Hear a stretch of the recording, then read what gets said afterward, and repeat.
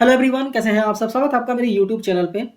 आज इस वीडियो में हम डिस्कस करने वाले हैं कि अगर आपने अभी तक असेसमेंट ईयर 2024-25 का आईटीआर फाइल नहीं किया है तो 31 दिसंबर लास्ट डेट है फाइलिंग करने के लिए। आप बिलेटेड रिटर्न फाइल कर सकते हैं। ठीक है, कैसे फाइल करना है कंप्लीट प्रोसेस इस वीडियो में मैं आपको बताने वाला हूँ। तो वीडियो स्टार्ट करूँ इससे पहले अगर आप चैनल पर नए हैं चैनल को सब्सक्राइब कीजिए और बेल आइकन प्रेस करना मत भूलिएगा।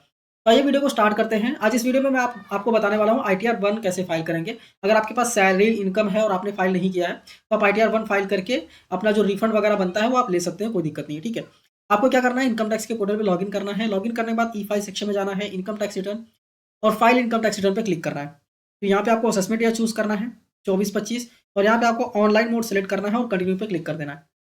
यहाँ पे स्टार्ट न्यू फाइलिंग पे क्लिक करना है। इंडिविजुअल सिलेक्टेड रहेगा, आपको सीधा कंटिन्यू पे क्लिक कर देना है। ठीक है, यहाँ पे आपको फॉर्म टाइप चूज करना है। यहाँ पे आईटीआर 1 में आपको बता रहा हूँ, तो आईटीआर 1 चूज कीजिए। यहाँ पे आईटीआर 1 आप तभी फाइल कर सकते हैं जब आपके पास सैलरी इनकम हो और कुछ अदर सोर्स इनकम हो, मतलब इंटरेस्ट इनकम या फिर डिविडेंड इनकम हो। ठीक है, अगर आपने शेयर सेल किया है या फिर म्यूचुअल फंड सेल किया है तो आपको आईटीआर 2 फाइल करना पड़ेगा। ठीक है, अगर आपने सिर्फ परचेज किया है, सेल नहीं किया है शेयर या फिर म्यूचुअल फंड, तो आप आईटीआर 1 फाइल कर सकते हो, कोई दिक्कत नहीं है। अब सवाल ये आता है कि शेयर सेल किया है, परचेज किया है या फिर इनकम कौन कौन सा, ये डिटेल्स हमको कहाँ पे दिखते हैं, तो ये आपको एआईएस में दिख जाते हैं।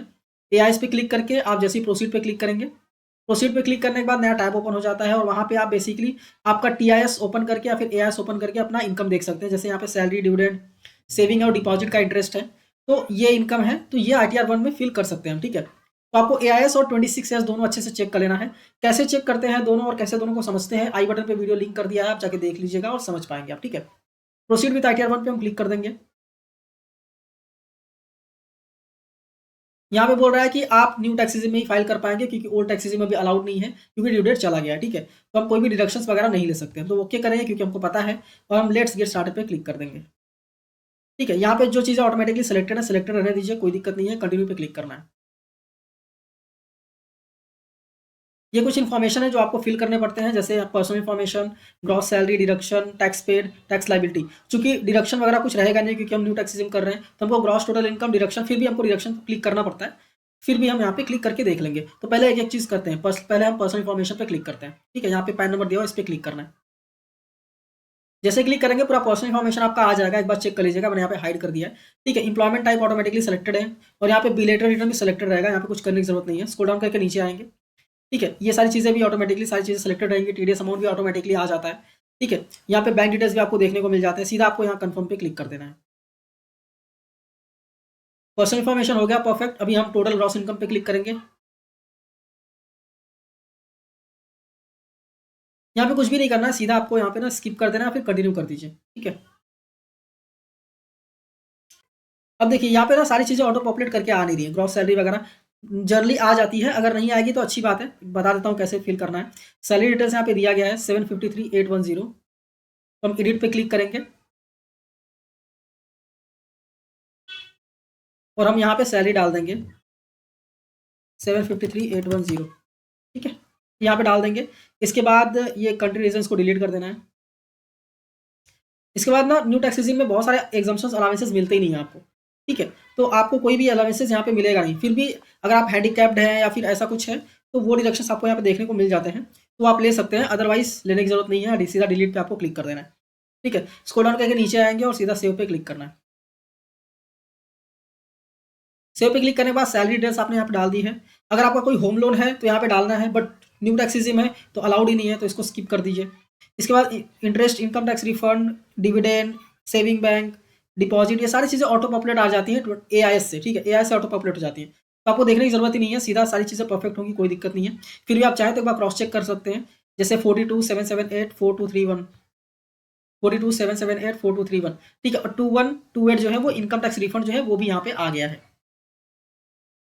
सीधा स्क्रॉल करके नीचे आइए और सीधा यहाँ पे कोई एग्जाम इनकम है तो आप ऐड कर सकते हैं या फिर यहाँ पे सीधा कंफर्म कर दीजिए। ठीक है, मैं यहाँ पे एक सिंपल फाइलिंग बता रहा हूँ कि आपका सिर्फ सैलरी इनकम है। ठीक है, कुछ अदर सोर्स इनकम है तो कैसे फाइलिंग करेंगे। अभी डिडक्शंस में यहाँ पे सिर्फ आपका जो एम्प्लॉयर्स का कंट्रीब्यूशन होता है एनपीएस में, सिर्फ वो अलाउड होता है। ठीक है, तो अगर आपके फॉर्म 16 में है एनपीएस का कंट्रीब्यूशन तो आप यहाँ पे डाल सकते हैं। मैं यहाँ पे एग्जाम्पल लेता हूँ, मान लीजिए 50,000 रुपये का कंट्रीब्यूशन है। ठीक है, तो मैंने यहाँ पे डाल दिया और सीधा कंटिन्यू पे क्लिक कर दिया। अगर नहीं है तो कुछ भी नहीं सेलेक्ट करना है, सीधा कंटिन्यू पे क्लिक कर देना है। ठीक है, जैसे ही कंफर्म पे क्लिक करेंगे यहाँ पे देखिए सारे सेक्शंस दिखेंगे, बट कोई भी एलिजिबल नहीं है, इसलिए यहाँ पे कुछ इनेबल्ड नहीं दिखेगा, सिर्फ यहाँ पे मैंने 80 CCD2 यहाँ पे डाल दिया और सीधा कन्फर्म पे क्लिक कर देना है। 80 CCD2 तभी डालना है जब एम्प्लॉयर कंट्रीब्यूशन करता है, तभी, अदरवाइज नहीं डालना है। इसके बाद टैक्सेस पेड का यहाँ पे डिटेल्स दिखेगा, इस पर क्लिक करना है। यहाँ पे आपके जितने भी टीडीएस वगैरह रहते हैं ना, वो सारे ऑटो अपलोड जाते हैं, तो यहाँ पे कुछ करने की जरूरत पड़ती नहीं है, सीधा आपको कन्फर्म पे क्लिक कर देना है। कन्फर्म पे क्लिक करने के बाद हमने 4 टैब्स कन्फर्म कर दिए हैं। अभी आता है टोटल टैक्स लायबिलिटी, इस पर हम क्लिक करेंगे। ठीक है, चूंकि हमारा इनकम 5 लाख से ऊपर है, इसलिए यहाँ पे 5000 का लेट फीस लग रहा है। ठीक है, यहाँ पे अगर आप देखेंगे तो जो इनकम है हमारा 7,10,000 और डिडक्शन के बाद यहाँ पे 6,60,000 हो जा रहा है। ठीक है, तो यहाँ पे ना हमारा इनकम 5 लाख के ऊपर है, इसलिए 5000 का लेट फीस आ रहा है। हम सीधा कंफर्म करेंगे इस पे, कुछ टैक्सेस वगैरह नहीं आएगा क्योंकि इनकम 7 लाख से कम है, इसलिए साला स्क्रॉल डाउन करके नीचे आते हैं और यहाँ प्रोसीड पे क्लिक करते हैं। जैसे प्रोसीड पे क्लिक करेंगे आपको ग्रॉस टोटल इनकम दिख जाएगा, डिडक्शन दिख जाएगा, टैक्सेबल इनकम दिख जाएगा। इसके बाद टैक्सेशन फीस में 5000 ही आपको दिखेगा। ठीक है, सो डिटेल्स पे क्लिक करेंगे तो यहाँ पे दिखा देगा 21,000 का टैक्स आ रहा था, चूंकि 7 लाख से कम है इसलिए 21,099 का आपको पूरा रिबेट मिल जाता है और 5000 लेट फीस है वो आपको पे करना पड़ता है। तो आपका जो भी टैक्सेस है 26,000, उसमें से 5000 लेस होकर 21,400 जो है वो आपको रिफंड मिलने वाला है। ठीक है, अब हम प्रीव्यू पे क्लिक करेंगे। जैसे ही प्रीव्यू पे क्लिक करेंगे आपको कुछ डिक्लेरेशन वगैरह देना रहता है, वो डिक्लेरेशन पे क्लिक करके प्रोसीड टू प्रीव्यू पे आपको क्लिक करना है। जैसे ही प्रोसीड टू प्रीव्यू पे क्लिक करेंगे पूरा फॉर्म यहाँ पे ओपन हो जाता है। स्क्रॉल डाउन करके सीधा नीचे आना है, आपको एकदम लास्ट में जाना है। ठीक है, 1 सेकंड में एंटर करता हूँ। यहाँ पे एकदम लास्ट में जाना है, प्रोसीड टू वैलिडेशन का ऑप्शन दिखेगा, इस पर आपको क्लिक कर देना है। ठीक है, जैसे प्रोसीड टू वैलिडेशन पे क्लिक करेंगे, ये देखिए आईटीआर फिल करते वक्त कोई भी गलती नहीं की है आपने, इसलिए यहाँ पे वैलिडेशन सक्सेसफुल आया है। अब सीधा प्रोसीड टू वेरिफिकेशन करना है, आधार ओटीपी डालना है और आपको एंटर कर देना है। ठीक है, एंटर करने के बाद सबमिट करेंगे तो आपका आईटीआर जो है वो फाइल हो जाएगा। तो उम्मीद करता हूँ ये प्रोसेस आपको समझ में आ गया होगा, बहुत फास्ट बताया मैंने। ठीक है, बट ये बहुत ही सिंपल आईटीआर था, इसलिए मैंने बताया है ताकि आप, अगर आपने 1-2 बार अगर फाइलिंग किया होगा तो फटाफट फाइलिंग कर पाएंगे। ठीक है, उम्मीद करता हूँ प्रॉपर्ली आपको समझ में आ गया होगा। और एक और अनाउंसमेंट है, हम म्यूचुअल फंड में इन्वेस्टमेंट्स वगैरह भी करवाते हैं। तो अगर आप म्यूचुअल फंड में इन्वेस्टमेंट्स करना चाहते हैं, समझना चाहते हैं, तो आप हमारे थ्रू इन्वेस्टमेंट्स कर सकते हैं।